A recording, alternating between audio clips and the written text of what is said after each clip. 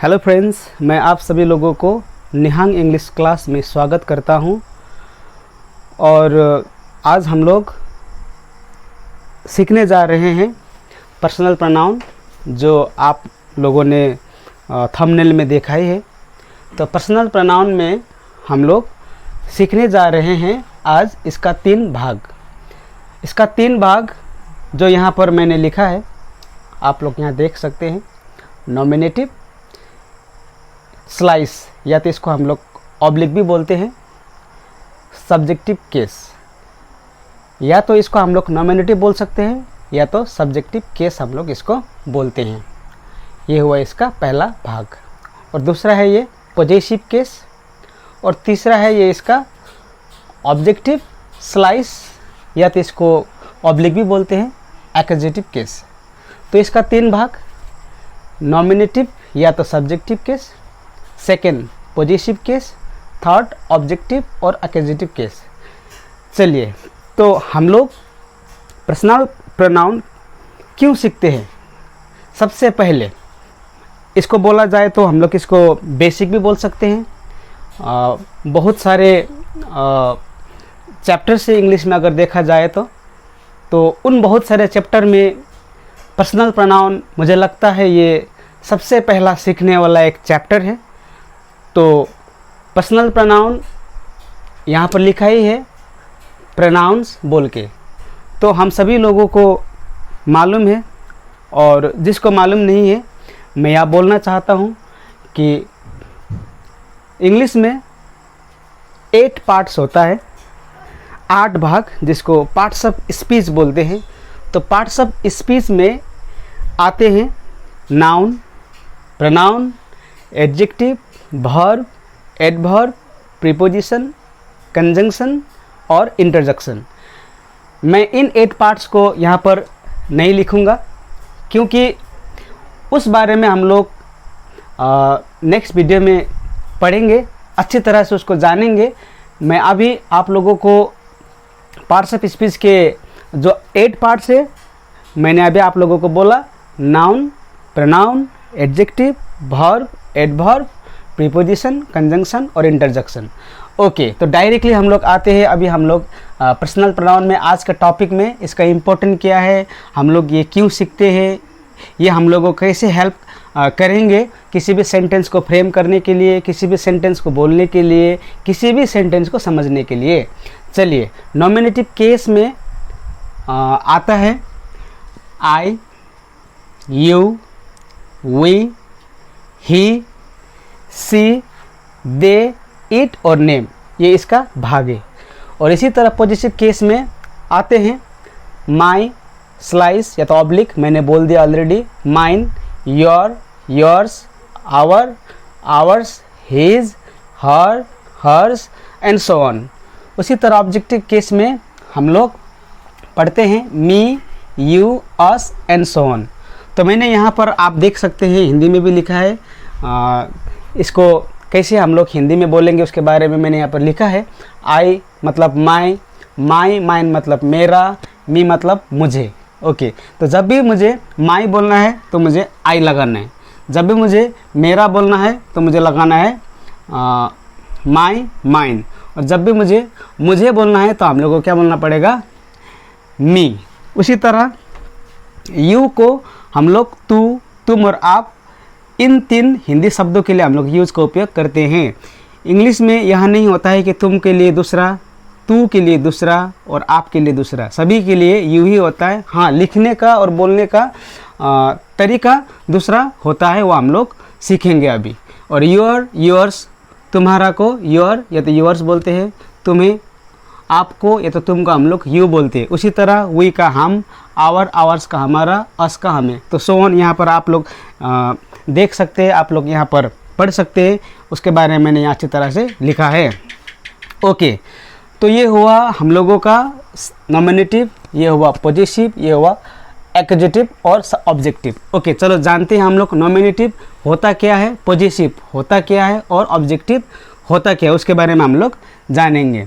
Nominative मतलब होता है सेंटेंस का पहला शब्द जो आता है उसको हम लोग नॉमिनेटिव या तो सब्जेक्टिव केस बोलते हैं। लेकिन हाँ, इसमें अपवाद भी है, एक्सेप्शन भी है। इसमें कभी कभी सब्जेक्टिव या तो नॉमिनेटिव सबसे पहले सेंटेंस का भाग में नहीं आता है। और पॉजिटिव मतलब होता है, पॉजिटिव जैसे कि हम लोग जानते हैं, पॉजिटिव मतलब होता है मेरा, अपना, उसका, उसके लिए हम लोग पॉजिटिव को यूज़ करते हैं। जैसे कि उदाहरण के लिए मैं आपको बोलता हूँ, वो बच्चा बहुत पॉजिटिव है, मतलब वो बच्चा सभी चीज़ उसी का है, सभी चीज़ वो खुद के लिए ही मतलब अपना बोलना चाहता है।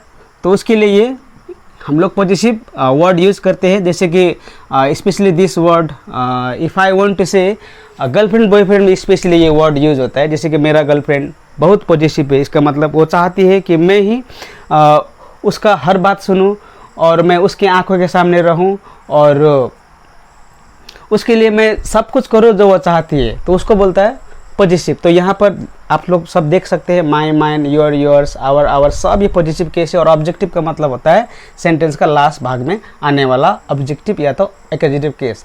लेकिन इसमें भी एक्सेप्शन है, अभी हम लोग जानेंगे। चलिए उदाहरण हम लोग लेते हैं सब्जेक्टिव या तो नॉमिनेटिव, पॉजिटिव और ऑब्जेक्टिव का। यहाँ पर मैं उदाहरण के लिए लिखता हूँ, फॉर एग्जाम्पल,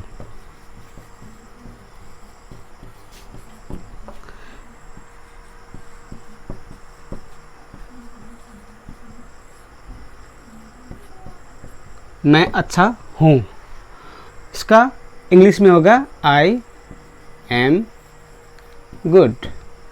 तो देखिए यहाँ पर क्या था, मैं मतलब नॉमिनेटिव है तो सब्जेक्टिव केस। यहाँ पर मैंने लिख दिया है सेंटेंस का पहला जो भाग में आया उसको मैंने यहाँ पर क्या लिखा, आई एम गुड। तो आई क्या हम लोगों का नॉमिनेटिव केस है। तो मैंने अभी बोला कि नॉमिनेटिव केस सेंटेंस का सबसे पहले भाग में आता है।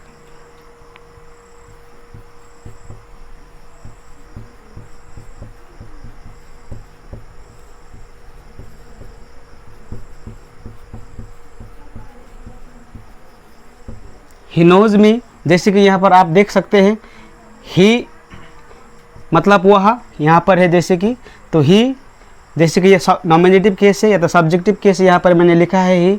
और ये जो मी है ये ऑब्जेक्टिव केस है, सेंटेंस का लास्ट भाग में आया है, ही नोज मी।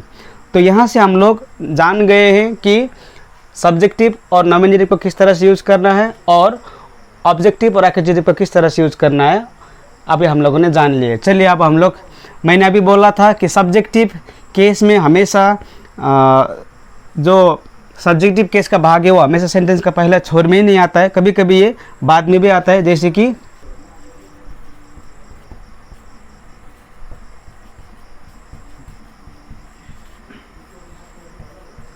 यहाँ बस आती है। तो मैंने अभी बोला आप लोगों को कि नॉमिनेटिव केस, सब्जेक्टिव केस हमेशा सेंटेंस के पहला भाग में आता है। तो कुछ सेंटेंस है जहाँ पर हम लोग एक्सेप्शन केस में हम लोग उसको मानते हैं, जहाँ पर सब्जेक्टिव केस सेंटेंस के पहले भाग में नहीं आता है। जैसे कि यहाँ पर हम लोगों ने देखा आई सेंटेंस के पहले भाग में आया क्योंकि आई नॉमिनेटिव केस है। यहाँ पर ही सेंटेंस का पहले भाग में आया, ही भी नॉमिनेटिव केस है। अभी यहाँ पर हम लोग ये सेंटेंस को लेते हैं, यहाँ बस आती है।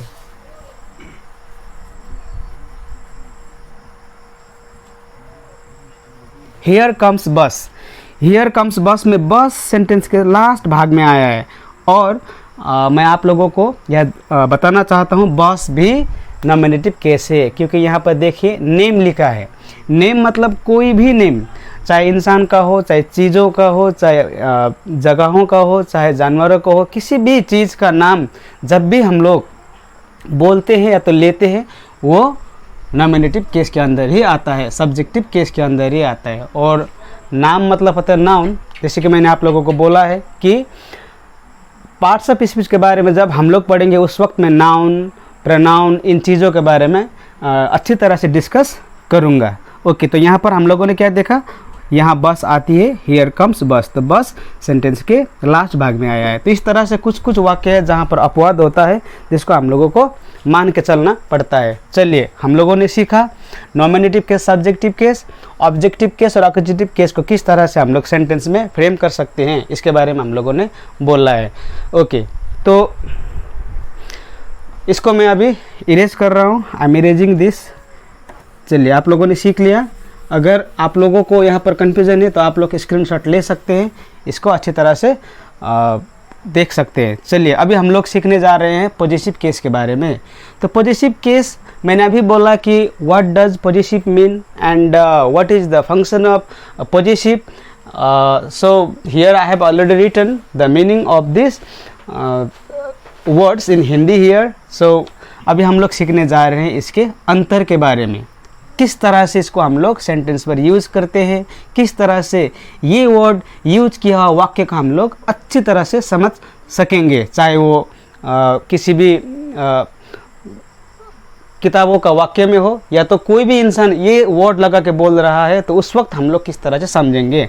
चलिए डिफरेंस मतलब अंतर होता है, डिफरेंस का मीनिंग। तो चलिए सबसे पहले हम लोग लेते हैं माई और माइन के बारे में। चलिए माई कब यूज़ करता है और माइन कब यूज़ करता है इसके बारे में हम लोग जानेंगे।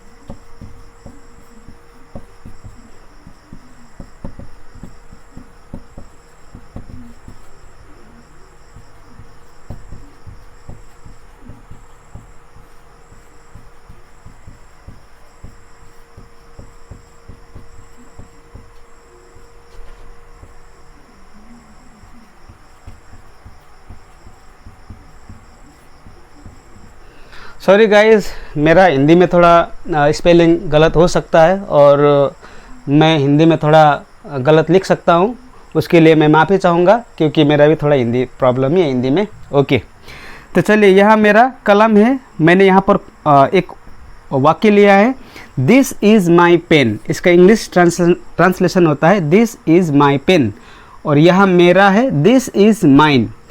तो जब भी हम लोगों को माई लगा के बोलना होता है तो उस वक्त माई हमेशा ऑब्जेक्ट नीड्स करता है, माई के लिए हमेशा ऑब्जेक्ट का ज़रूरत होता है। ऑब्जेक्ट या तो इसको हम लोग प्रेडिकेटिव फॉर्म भी बोल सकते हैं, इसको मैं अभी डायरेक्टली इसको ऑब्जेक्ट बोलना मैं नहीं चाहूँगा क्योंकि यहाँ पर अभी पेन ऑब्जेक्ट का काम नहीं कर रहा है, तो इसको अभी मैं प्रेडिकेट फॉर्म में बोलना चाहूँगा। ओके, तो माई के लिए ऑब्जेक्टिव या तो माई के लिए प्रेडिकेटिव फॉर्म होना बहुत ही ज़रूरी है, लेकिन माइन जब भी बोलेंगे हम लोग उस वक्त हम लोगों को यहाँ पर ऑब्जेक्ट या तो प्रेडिकेटिव फॉर्म का यूज़ नहीं करना होता है। जैसे कि यहाँ पर लिखा है मैंने, यहाँ मेरा है, दिस इज़ माइन। उसी तरह यह वो कलम मेरा है, मैं बोल सकता हूँ दैट इज़ माई पेन, या तो वो मेरा है दैट इज़ माइन, मैं ये बोल सकता हूँ। तो यहाँ पर अभी मैं दूसरा उदाहरण मैंने यहाँ पर लिया है योर और योर्स के लिए। यह तुम्हारा या तो आपका या तो तेरा है, मैं ऐसा बोल सकूँगा, सभी के लिए यही यूज़ होता है।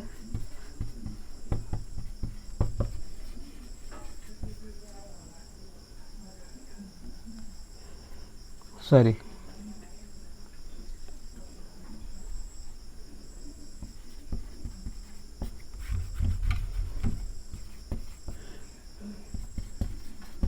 दिस इज़ योर पेन, इसका मतलब होता है यह तुम्हारा पेन है, या तो यह आपका पेन है, या तो यह तेरा पेन है, ऐसा बोल सकूँगा। तो अभी यहाँ पर क्या है, योर लिया गया है, तो अभी मैंने बोला माई के लिए ऑब्जेक्ट पड़ता है, तो उसी तरह योर के लिए भी ऑब्जेक्ट पड़ता है। अभी इसके लिए ऑब्जेक्ट नहीं पड़ेगा। तो चलिए उदाहरण, यहाँ पर जगह भी स्पेस भी थोड़ा वो है,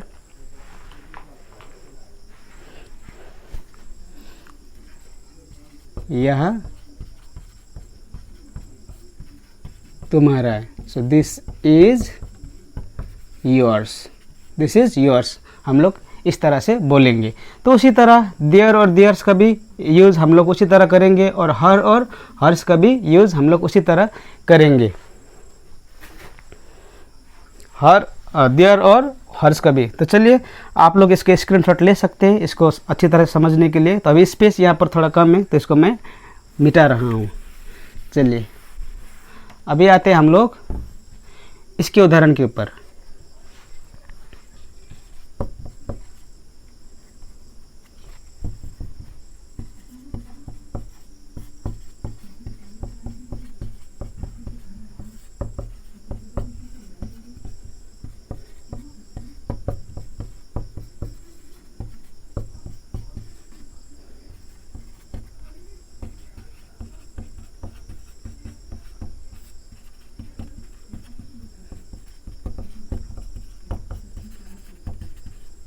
चलिए यहाँ पर है, यह कलम उन लोगों का है। उसी तरह जिस तरह से हम लोगों ने इसका सीखा उसी तरह दिस इज़ दियर पेन, या उन लोगों का है दिस इज़ दियर्स।